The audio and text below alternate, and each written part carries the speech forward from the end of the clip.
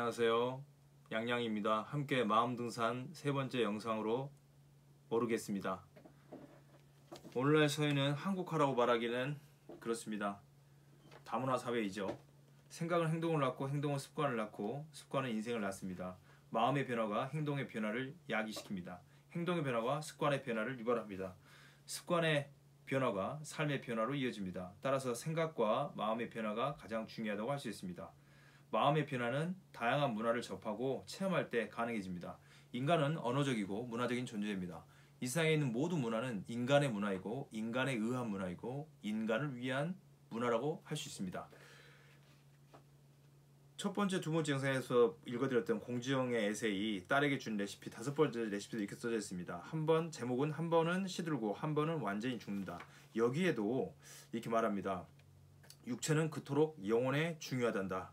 실제로 웃는 근육을 많이 쓰면 뇌는 슬픔을 둔하게 느낀다고 해. 여기서도 유언이 등장합니다.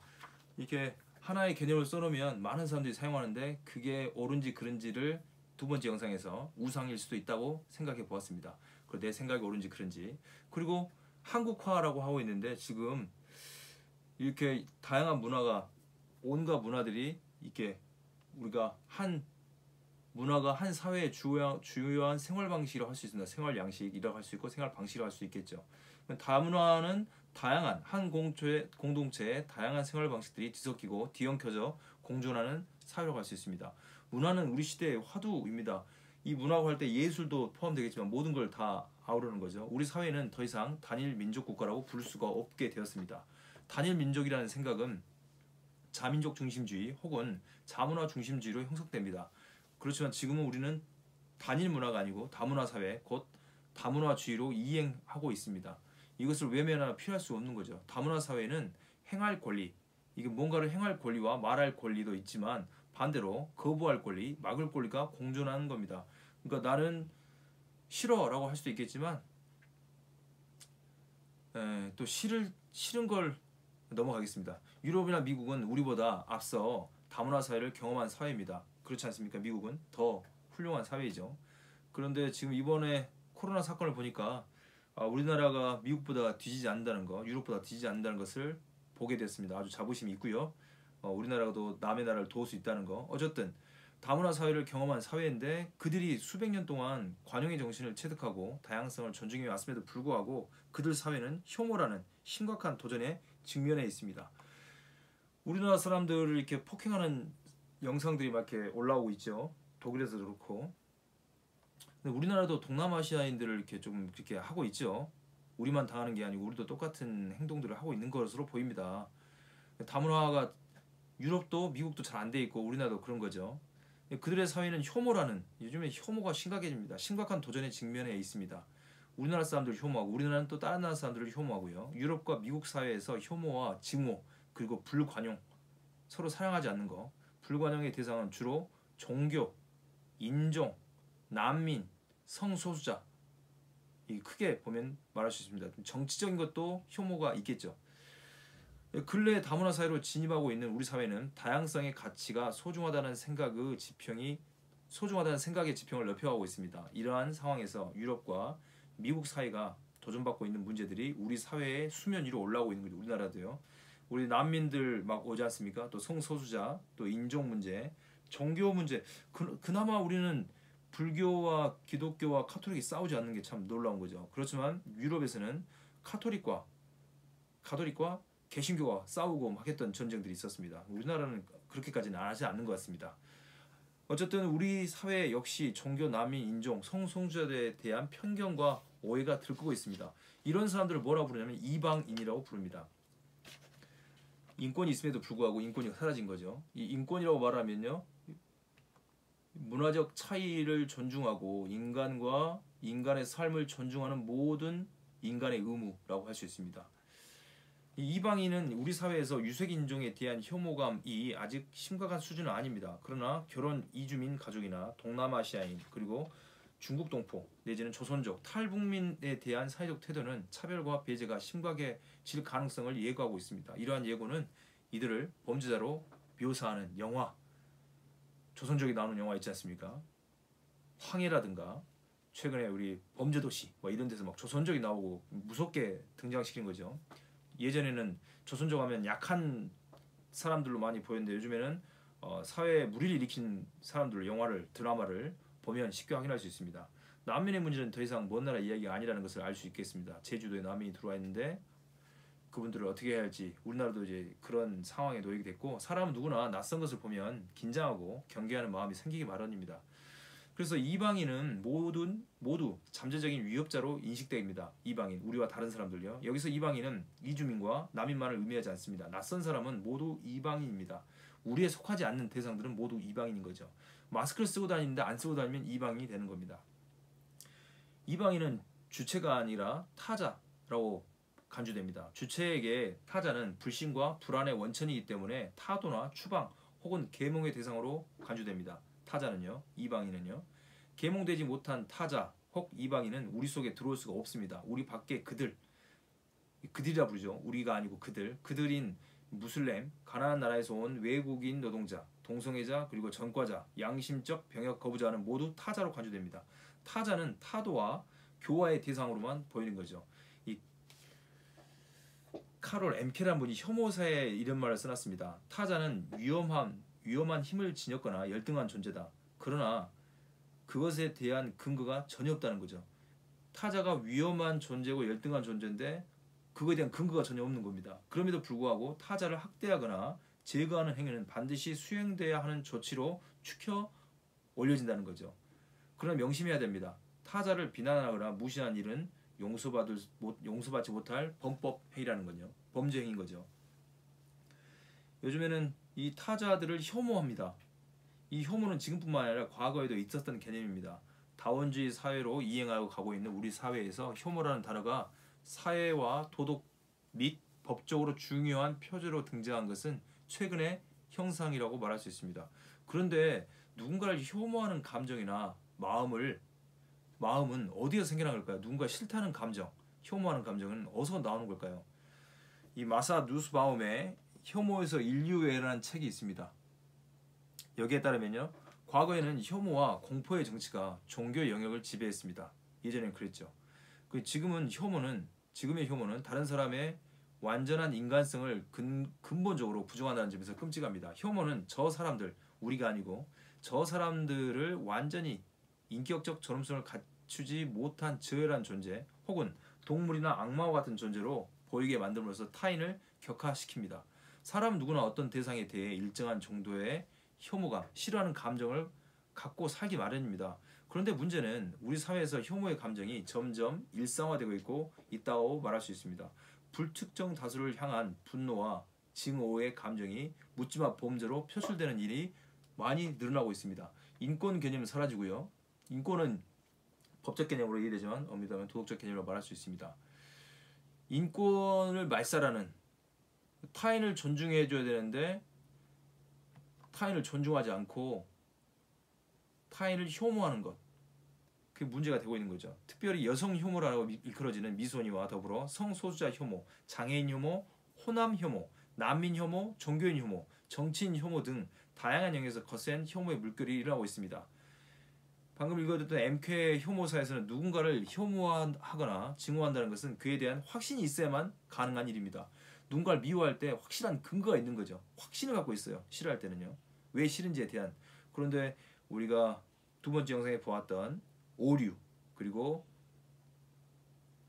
두 번째 영상에 보았던 이 네 가지 우상, 가짜들에 속았는데도 불구하고 확신을 가진다는 거, 문제가 심각한 거죠. MK도 그렇게 지적합니다. 한 점의 의심도 있어서는 안 됩니다. 누군가를 미워할 때. 저는 미워해야 될 이유가 확실히 있는 거죠. 혐오와 증오의 대상 앞에서 데카르트처럼 의심하거나 회의해서는 안 되는 거죠. 회의하는 순간 증오할 수 없기 때문에 그렇습니다. 의심한다고, 회의한다면 그렇게 이성을 잃을 리가 없을 거 아니겠습니까? 혐오와 증오는 절대적 확신이 필요하다고 MK는 지적합니다. 대체로 공동체 의식보다 자기 이익이 우선합니다. 공동체 이익보다는 자기 이익이 더 우선하죠. 그래서 자기 이익에 반하는 것에 대한 혐오와 미움의 감정을 분출하는 것은 일종의 권리라고 착각할 수 있습니다. 이 착각은 암묵적인 동의에 의해서 발생합니다. 그러나 내 이익을 지키기 위해 타인에게 혐오감을 표출하는 것은 바람직하지 못한 행동이라고 말할 수 있습니다.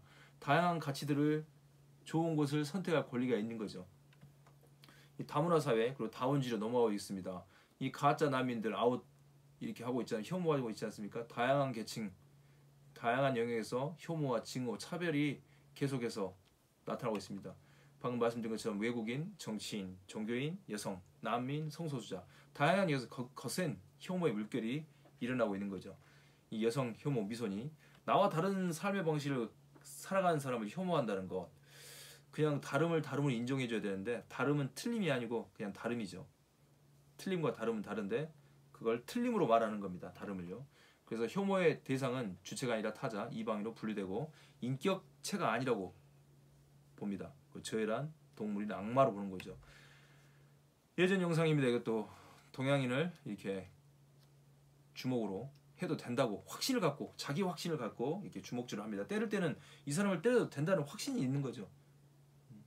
확대하거나 비난 무시해도 된다는 반드시 수용해야 된다 생각하는 어떤 확신이 자기 안에 있는 겁니다. 그러니까 혐오하는 거겠죠. 근데 그렇지만 바람직하지 못한 행동이다라고 말할 수 있습니다. 우리는 이제 다문화인이라는 책이 있습니다. 네이션 글레이저 이 책에 따르면 우리는 이제 모두 다문화인이다. 이 선언은 진실로 이를 믿고 포용하는 자세를 보여주라는 것이 아니고요. 오히려 반갑지 않은 현실을 할 수 없이 받아들일 수밖에 없음을 보여줍니다. 내가 원하든 원하지 않든 사회가 과학화돼가고 있고 글로벌화돼가고 있고 다문화돼가고 있습니다. 내가 원하든 원하지 않든요. 그래서 반갑지 않은 현실을 할 수 없이 받아들일 수밖에 없음을 보여준다는 거죠. 우린 다문화인이라는 걸요. 다문화 사회는 실권 조건 현실입니다. 다문화인이 자신과 다른 성별이나 인종, 문화 및 삶의 방식으로 살아가는 사람을 혐오하고 혹시 그나 그녀 혹은 그들을 이방인으로 간주하여 엄표한다는 것은 모순호법이라고 할 수 있습니다. 철학적으로 혐오의 대상인 이방인은 주체가 아니라 타자로 분류됩니다. 광신적인 풍토와 자신과 다른 사람에 대한 혐오와 증오가 계속 심화되고 확대되면 결국 모든 사람이 해를 입게 됩니다. 서로가 유익하지 않게 돼 있죠. 무해합니다. 유해한 거죠. 안 좋은 거죠. 증오로서 증오를 맞서는 것은 최선의 방법이 아니라고 할 수 있습니다. 혐오와 증오에 대처하는 방법은 먼저 혐오하는 자처럼 똑같아지는 증오와 유혹을 뿌리쳐야 되는 거죠. 이에는 이 뭐 이렇게 똑같이 갚아주는 게 아닌 거죠. 혐오를 넘어서 관용으로 가야 되는 거죠. 사회가요. 싫어하고 미워하는 대상에 대해 분노와 혐오를 표출하는 것은 1차원적인 대응 방식입니다. 유치원에서 그러지 않습니까? 얘가 먼저 때렸어요. 그리고 나도 때릴 거예요. 이런 방식이 아니겠죠. 1차원적 대응 방식은 그 대상에 대해 불관용적인 태도를 취하도록 유도합니다. 혐오를 표현하는 방식들 중에는 말로 하는 혐오도 있고 언어 이외에 행동으로 하는 혐오 행위도 있죠. 말로 하든 행동으로 하든 이것은 좀 심해지면 더 나아가면 범죄로 이어지는 증오 범죄까지 아주 다양합니다. 언어로 하든 혐오 표현을 언어로 하든 행동으로 하든요. 다름은 차이입니다. 서로 다르다는 건 차이인 거죠. 차이는 서로의 다르다는 것을 보여주는 겁니다. 이런 다름은 이질성이라고 할 수 있는데 이질성은 차별의 뿌리가 될 수가 있습니다. 서로 다르다는 것이 차별의 뿌리가 되면 안 되겠죠. 관용은 다름과 차이를 인정하라고 요청합니다. 관용은요. 내가 너와 다르다는 것을 인정하라는 거죠. 가족도 서로 다른데 어떻게 남과 같을 수가 있겠습니까? 그러나 차이의 인정만으로는 충분하지 않다는 것이 문제입니다. 차이의 인정에는 관용의 정신뿐만 아니라 배제와 차별이 함께 얽혀있기 때문에 머리 아픈 거지요. 그래서 관용의 덕목은 갈등 상황과 불관용의 현장에서 더욱 요청됩니다. 다시 한번요. 관용의 덕목은 갈등 상황과 불관용의 현장에서 더욱 요청됩니다. 관용은 싫어하고 반대하는 개인, 집단, 이념, 제도, 문화, 종교 등을 다르다고 볼 뿐 틀리다고 보지 않는 태도라고 할 수 있습니다. 내가 옳은 만큼 당신도 옳을 수 있다 라고 인정해 주는 거죠. 타인이 틀 수 있을 만큼 타인이 틀릴 수 있는 만큼 나도 틀릴 수 있다. 이것을 인정하는 겁니다. 이 프란시스 베이컨의 4가지 우상을 보면 내가 선입견에 사로잡힐 수도 있는 거거든요. 근데 나는 선입견에 사로잡히지 않다는 확신을 갖고 있으면 가장 무서운 거죠. 내가 타인이 틀릴 수 있다고 인정하는 만큼 나도 틀릴 수가 있습니다. 내가 옳은 만큼 남도 옳을 수 있는 거죠. 우리 사회는 혐오와 증오의 사회를 넘어 이제 상생과 평화의 사회가 되어야 합니다. 이것은 우리 시대의 사명이자 다음 세대를 위한 책무라고 할 수 있습니다. 이 책무를 달성하기 위해서는 관용의 정신이 필요합니다. 사랑의 정신도 필요한 거죠. 논어로 하면 인의 정신, 어짐, 사랑이죠. 이런 정신이 필요한 거고 관용의 정신이 필요합니다. 관용의 정신은 타인에 대한 존중을 의미할 수 있습니다. 상대방을 존중하기 위해서는 먼저 상대방을 죽은 물체로 생각하지 말아야 됩니다. 그냥 대상으로 생각하면 안 되는 거죠. 수단으로 생각하면 안 되고 목적으로 생각해야 되는 겁니다. 인간은 물건이 아니라 의지와 감정을 소유한 인격체이기 때문에 그렇습니다. 타인에 대한 존중은 그를 인격체로 대할 때 가능해집니다. 내가 받고 싶은 대로 나를 인격적으로 존중해 줬으면 좋겠다는 그 생각처럼 내가 타인을 인격적으로 존중해 주는 겁니다. 평등한 존재로서 타인을 존중한다는 것은 그 사람을 단순한 수단이 아니라 목적으로, 물 자체가 아니라 인격체로 바라보게 되는 것입니다. 타인도 나처럼 무언가를 추구하고 희망합니다. 내가 추구하고 희망하는 것처럼요. 다양한 집단에 속한 사람들의 상황을 상상하고 그들의 관점에서 상황을 평가할 수 있는 능력이 결여되면 상호 평등과 존중이 불가능해질 수 있습니다. 설령 잠깐은 가능할지 몰라도 그런 평등과 존중이 오래 지속될 수는 없는 법입니다. 타인은 악의 대리자가 아닌 나처럼 혼란스러운 세상에서 어려운 문제들과 씨름하고 있는 존재입니다. 그러니까 때로는 실수를 할 수도 있겠고 틀릴 수도 있는 거죠. 다르기도 하고요. 우리에겐 다른 무엇보다도 인간 그 자체를 볼 수 있는 눈이 필요합니다. 이 마음으로 보는 게 아니고 이 육안으로 보이는 인간이 나와 같은 연약한 존재이고 도움이 필요하고 인격적 존중을 받고 싶어하는 존재라는 것을 눈으로 보면 되는 거죠. 인간을 인격체로 불러줄 수 있는 인간을 인격체로 볼 수 있는 시각, 이 눈은 그렇게 대단한 능력이 필요하지 않습니다. 내가 인간이라는 사실을 망각하지만 않으면 타인이 인간이라는 점을 기억만 하면 됩니다. 내가 인간이라는 사실을 망각하지 않고 타인이 인간이라는 점을 기억하면 되는 거죠. 그다지 어려운 일이 아닙니다. 그러면 혐오에서 관용으로 넘어갈 수 있게 되는 거죠. 이 혐오에서 인류의 아주 좋은 책입니다. 이 책 마사 C 너스바움이라고 하기도 하고 누스바움이라고 합니다. 이 혐오란 다른 사람의 완전한 인격성을 근본적으로 부정한다는 점에서 끔찍하다고 할 수 있습니다. 우리가 마음등산 1편, 2편, 3편 이게 영상으로 강의를 보았습니다. 이 마음이라는 게 여러분 무엇인지에 대해 생각해 보고요. 내가 마음이 있다면 타인도 마음이 있는 거죠. 그래서 처음 시작할 때 이 마음 등산은 산책과 등반 사이라고 했습니다. 산책은 쉽죠. 걷기만 하면 되니까요. 등산은 좀 준비가 필요합니다. 저희는 그런 준비를 위해서 플라톤 그리고 프란시스 베이컨을 살펴보았던 거죠. 마음이 있다고 생각하든 없다고 생각하든 우리의 영상에서 강의에서는 중요한 건 여러분들이 분별하고 판단하는 게 더 중요합니다. 어떤 답을 제시하는 게 중요한 게 아니고요. 여러분들 지금까지 생각했던 것이 옳은지 그른지에 대해서 스스로 반성하는 것, 스스로 성찰하는 것, 그게 중요합니다. 그래서 이 조금 힘들지만 어렵지만 마음 등산을 해보았습니다. 등산은 힘들다고 말씀드렸고요. 산에 오르는 사람에게 등산은 쉬운 일이 아닙니다. 등산은 걷는 일보다 힘든 행위라고 말씀드렸고요. 등반한다는 것은 아닙니다. 좀 더 많이 들어간 건 등반인데 등반까지 가면 정말 어렵기 때문에 여러분들에게 그 전에 어린 왕자도 읽게 만들었고요. 독서하게 했고 그 다음에 논어 그리고 꽃들에게 희망을 이런 것들을 거쳐서 여기 와야만이 이해될 수 있습니다. 그런 배경 지식이 없이 그냥 들어오면 굉장히 어려운 거죠. 여러분들이 지금까지 영상을 통해서 플라톤과 프란시스 베이컨 그리고 이 공지영 작가님 그리고 누스바움 다문화인까지 살펴보았습니다. 그 다음 영상에서는요 이제 인류에 대해 생각해 보겠습니다. 저희가 누스바움 망각하지 않는 거 중요합니다. 이 삶의 호스피스라는 것으로 이제 우리는 좀 가겠습니다. 저희들은 상상력도 필요하고요. 자, 여기까지 저희의 영상을 찍도록 하겠습니다. 지금까지 시청해주셔서 감사합니다. 고생하셨습니다.